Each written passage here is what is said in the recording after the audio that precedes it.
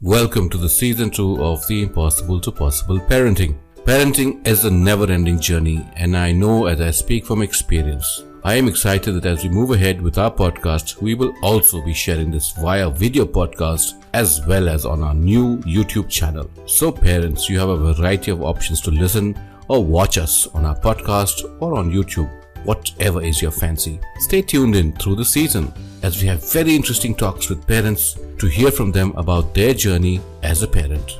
Today we have Manu Goel. She's an extremely well-established architect, and along with her husband Nishant, they have a fantastic company called the Novark. Professionally, they are doing extremely well.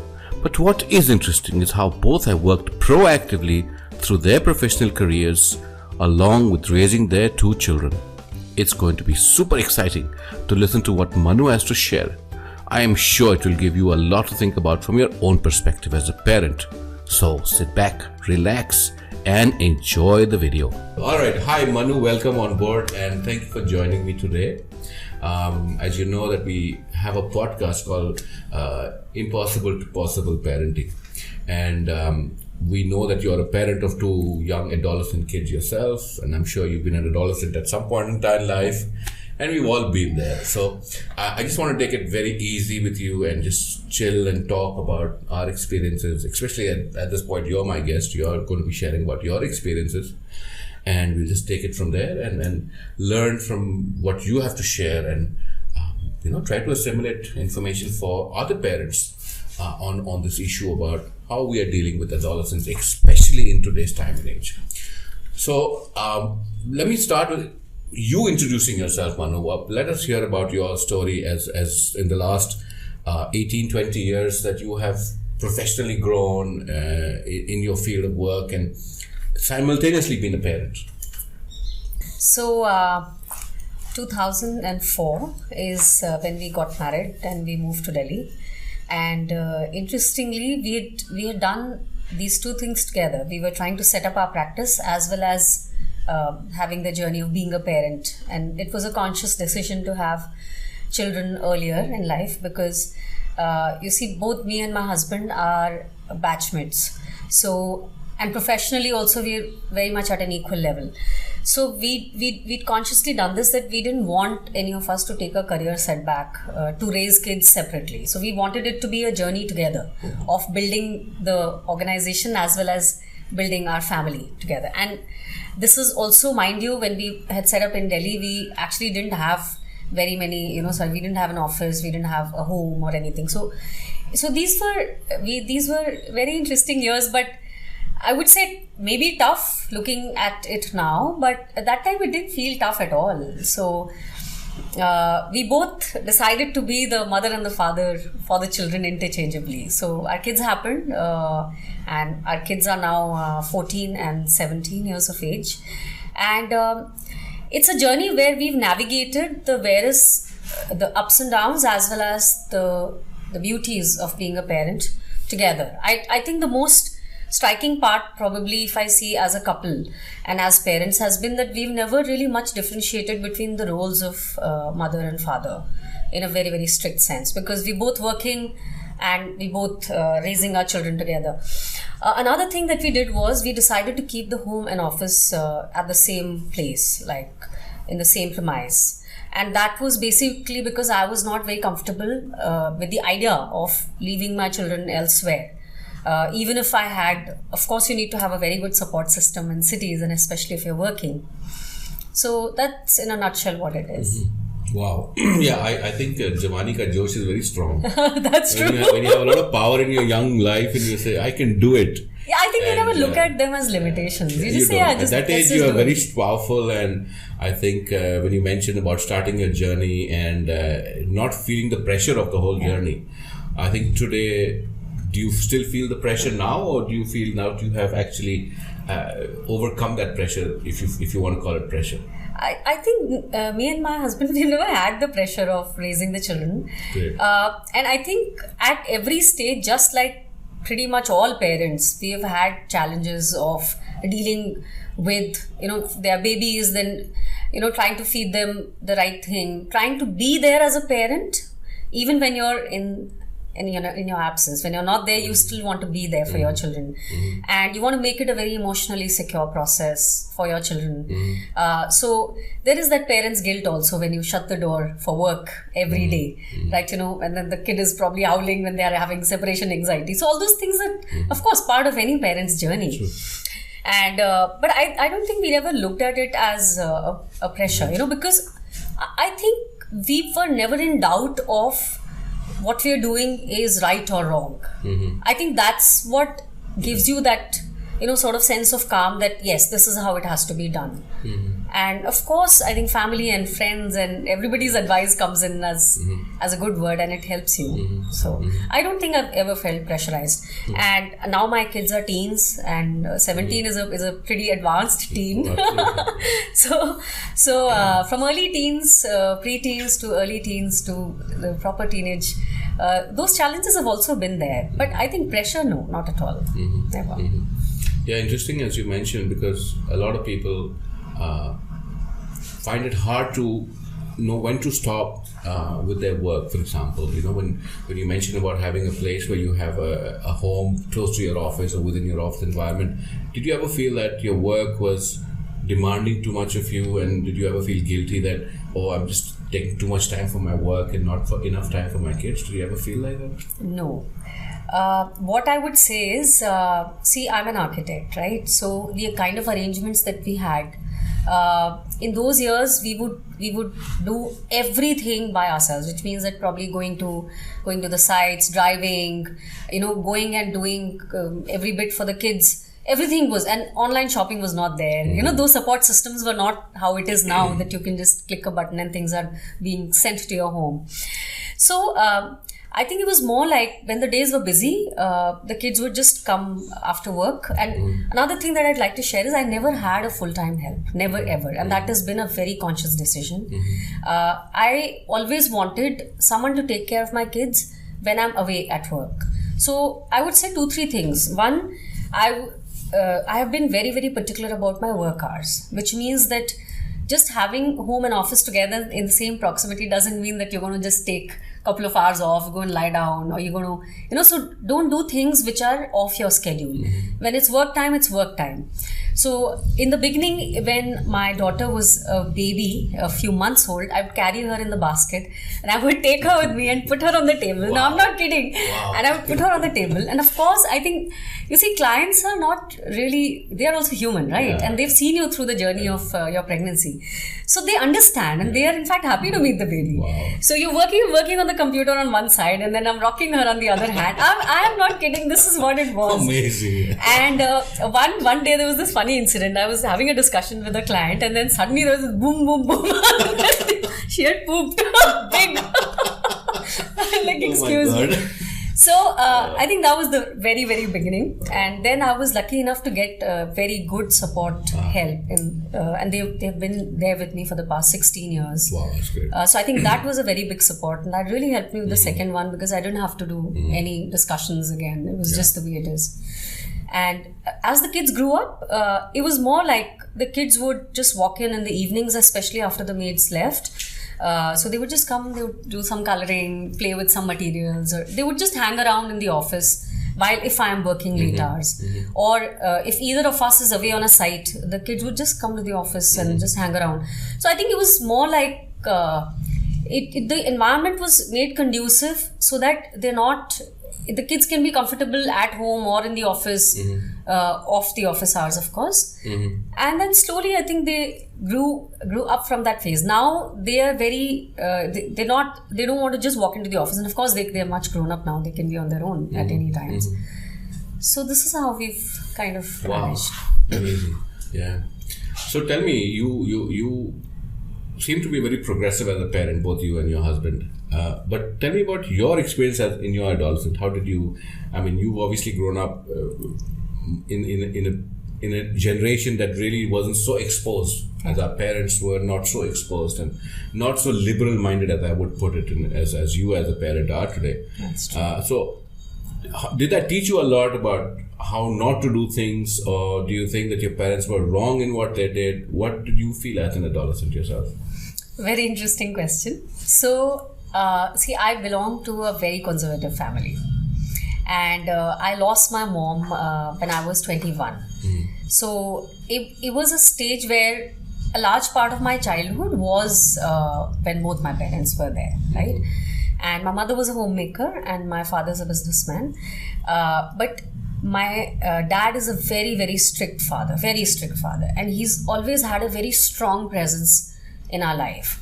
So I would agree with you that while growing up, we felt that he's overtly strict. You know, he wouldn't allow you to go for school picnics or, a few things that were like a complete no-no, right?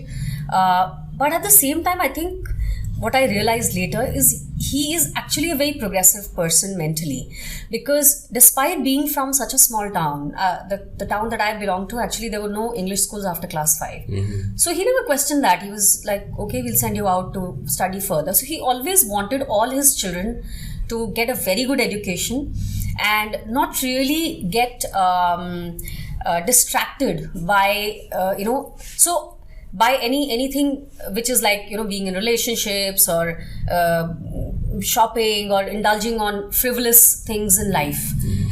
He's also a very strong, valued person. I think that is what he has given us. Looking back, I see all of our siblings have a very, very good, strong value system, which is, if you're taking a decision, hold up to it. But I'm not going to take your decisions at all. He's never ever taken decisions for us. Wow. And those were the days where I think parents never kind of micromanage their kids also. But I think these days, because of WhatsApp and media and other stuff, we have access to a lot of kids' private lives also. So, which we have to, consciously keep ourselves away from as parents. So I think this is one lesson that I learned from him, that not to really interfere much into your kids' life, because it's their life and they will build it the way they want to. Another thing that he really empowered us was small life skills like driving or riding a bicycle or just being out there on the road holding on your own. If you land up in a fight, you have to hold your own. You're not going to be, so not to be too aggressive, but at the same time, don't get the one who's unnecessarily getting the beating. So many such things were taught to us in a very subtle manner, right? We would do our bank, passbook updates by ourselves. We would travel from, one place to the other for our exams by train by ourselves. Traveling unreserved also, he said, if you don't have a ticket, you have to go, right? So you manage, you request someone to, sit and you manage with the TT or something. So the idea was that he told us to survive. And I think that is something that in some ways in today's world, I am also probably trying to do as a person with my kids. So just to give you an example, I think my daughter was 13 at that time, 14 maybe at that time, 13. When I got her booked on her cab, she'd gone to play at a friend's place and I could have picked her up. It was close by, within 5 kilometers. But I booked her on a cab and she came back on her own. And then slowly that graduated to taking an auto for a class in the neighborhood, or coming back from the school once in a while in an auto, or doing a cab. And then, so slowly doing the bookings for her, and then eventually then she does her own bookings, and she's then getting them to make small decisions about their routines by themselves. So I usually don't guide my children as to whether you should be staying over at somebody's place, or whether you should be going for to play a game with someone. It's your life, you decide, so long as certain basic values are in control. And that, I think we had a couple of conversations in the early or mid-teens, so to set the boundaries. I think so, as long as you're all on the same page, it's all good. I am not someone who micromanages neither my home nor my office nor my kids. So I'm a very hands-off person in that sense. Interesting. I picked up 2 interesting points that you shared. One is you talk about the value system. Yeah. And I think for the older generation as parents, many of us understood what it meant to be in a value system. Do you think that this generation that you're dealing with, especially as you have teenagers, you talk about the value system with your kids, but overall, do you think that this generation is lacking in a value system, or is it the parents who are lacking to enforce a value system? It's a very, very interesting question, I think, and it's a multi-layered question. Because I think, there are no right values, or it's all very personal, right? So, what our values were may not be the value system that our children live by, right? So there's no clear definition of values or value system. But having said that, what are values? I think it's, and I'm just thinking aloud as I say, it's probably something that you don't feel guilty about from within yourself. Like it's your inner voice which says a yes. I think that is what your value system is. And to me, my own, and to my children, their own, right? Having said that, as a family, there are certain things which will be acceptable to our family as a whole or as parents, and not acceptable. And it's the same for kids. Certain behaviors may be acceptable from parents' side and certain may not be. So, subtle conversations and just being around with each other, interacting with each other, knowing each other's pluses and minus, likes and dislikes, and the boundaries that we set for ourselves, our own thought processes. As long as we're all tuned in to each other's, as a couple and as children, as I think even within siblings, it's all good. I don't think that I am a judge on whether whose value system is right or wrong. I think everybody has a value system, everybody. And it's their own boundaries that they set. Very so, said, yeah. So it's just about that, I feel. True. I agree with you 100% that we all set our own boundaries, we all set our own value systems. Another interesting thing that I took from what you were sharing was about the grit and resilience that you grew up with. And as parents, as children, I'm sorry to rephrase that, as adolescent kids, we don't understand that concept when we are that young. We think that our parents are being difficult with us. Yeah. But actually they are creating a structure for resilience building and grit within us. And that's something that you shared, like you said, about traveling by train and going for exams, unreserved tickets, and so on and so forth. Those are today fearful factors today for parents.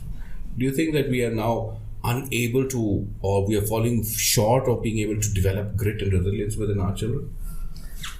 Not really. I think these days are much safer, and technology is there to benefit you. So as long as you are taking care of the risks, so you cover the risks, but you are prepared for anything that may come up, in that very moment. So I don't think that it's. What was your question again? Resilience and grit, developing resilience and grit. Yeah, so I think it's not a challenge at all. In fact, you can be a lot more resilient because of the kind of systems that you have around you. For example, in those days, if you were stuck in a deserted place, you really didn't have much option, right? That's true. So you didn't have anything. You could hitchhike or walked or whatever else. But these days you have technology. The moment you have, call a cab. Yeah, you call a cab, or So I think grit and resilience has nothing to do with the external environment. I think grit and resilience has to do with your inner self. Of course it is, yeah. Number one, having a conviction about whatever you're doing, whether right or wrong. See, we take decisions, like every moment we're taking a decision, right? And many of them may lead to risks, many of them may lead to positive, things. So as long as you own up to the end result and don't worry about it much, it's okay, whatever will happen, we'll own it up, and then we'll take another decision which will lead to a better tomorrow. It's fine. I think resilience is basically just about that. It has nothing to do with these days and those days. I don't think it's about that at all. Thank you. As I come to the end, I just want to close up with a discussion about when I work with children, and I realize that a lot of young people between the age of 15 and 16, going on till the 18 or 19, in fact, we are seeing a lot of young people suffer from self-confidence, self-determination. There's the word resilience and grit is very important when I say that, because we say they are becoming, the right word is becoming softies. They are not able to be strong individuals. There is a lot of depression going around in the air right now, whether it was because of COVID is of course one area that really affected the kids. But generally we are coming across so many young adolescent kids who are not only into depression but getting even idealizing suicide is becoming a common trend today in the young generation. Does it worry you as a parent when you see that your child is exposed to this environment of peers who are in a very difficult, challenging mindset? Yeah, it's a very, very deep question. And it's true. In these days, I think that we should be more empathetic towards this generation in that sense, because the kind of competition, the kind of external, the kind of knowledge, visual knowledge, as well as the entire ecosystem is just so bombarded with stuff that it can be difficult, not just for children but even for us as grown-ups, to navigate. How do we manage our time? How do we build more attention to an activity that we are doing, right? And I think I'm a traditionalist in that sense. I think going back to those times where reading books or playing board games or just spending time off the internet. So internet is just a tool, right? Tomorrow there will be AI, there will be something else. There will be more immersive, and probably it will demand much more of your time and attention and other stuff. So I think it's this just generation has actually been facing all of these things, and this is the succession has been so fast that nobody has had the time to navigate through and think through that what should be the right way to tackle it. It's just happened so fast. It was not like that in those times. So I think together we need to build an ecosystem as families, right? For some it may be families, for some it may be friends, or for some it may just be somebody like you who's your sounding board. And ultimately, slowly you will reach a place where you will have that conviction. See, it'll be wrong to say that we were never vulnerable.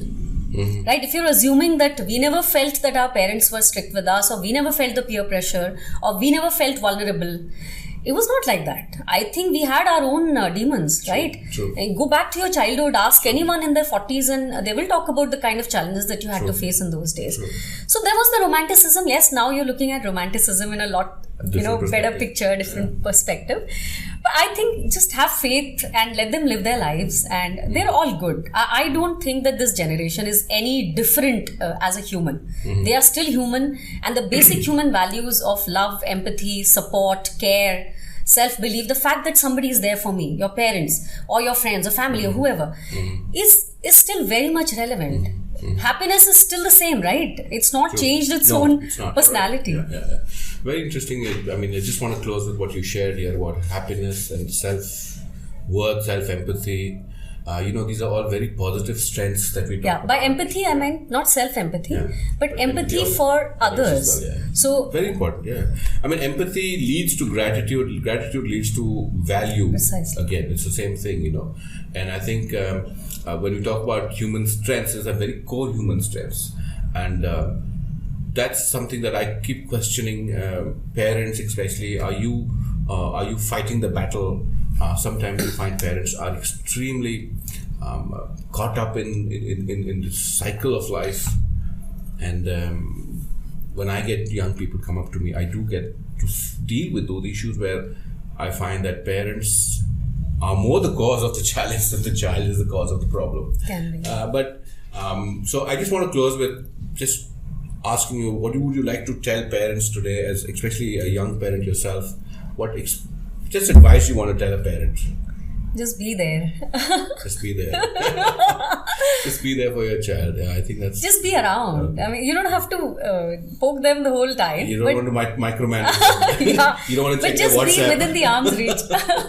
Check the internet and WhatsApp and stuff like that. Yeah, cool. Yeah, I'm probably the wrong person to be advising. You should be advising by all means. No, I think every parent is experienced in some way or the other. I think it's not for me to judge as a counselor, but as a parent, you already have so much experience. It's more than a counselor would have, for example. A counselor is a very different personality. I think your job is a lot, is brilliant, number one. First of all, fantastic stuff that you're doing, because you're dealing with so many other children, right? Your own child, you know the package. Exactly. You know package deal that you're working with. So here you don't know the package, and then you don't know the paraphernalia of the package. Oh yeah, I sometimes I have a tough time dealing with that myself, because I find that sometimes I have to know when to stop with parents, because sometimes I hear children talk about their challenges, and it makes me feel afraid of how parenting has become a little difficult, or parents, some of them that I deal with, blame their child for the problems, but actually it's the parents to be blamed for the child's problems. So all in all, I think these are issues that we're dealing with. Thank you so much, Manu, for joining me today. And this is the beginning of a new series of our podcast as we deal with parenting as a movement with parenting and children, and especially with adolescent young people. And as we start this series of podcasting, we're going to be talking to more and more parents, more and more families, and listening to what parents are sharing and listening to what parents have to talk about their experiences. And it will be exciting. It will be wonderful the way we've just listened to Manu share her story and her experiences. I think all of us will have so much to talk about, so much to learn from each other. And we wanted to make this an immersive experience for each of us. And so thank you for joining me, and thank you for listening, and have a great day. Take care. Bye-bye. Thank you. To stay in touch with us, just follow this channel called The Impossible to Possible Parenting. For one-to-one sessions, reach me via email at challengeofparenting@gmail.com. Do share your comments, and I would love to hear from you how you enjoyed this episode. Have a great week ahead.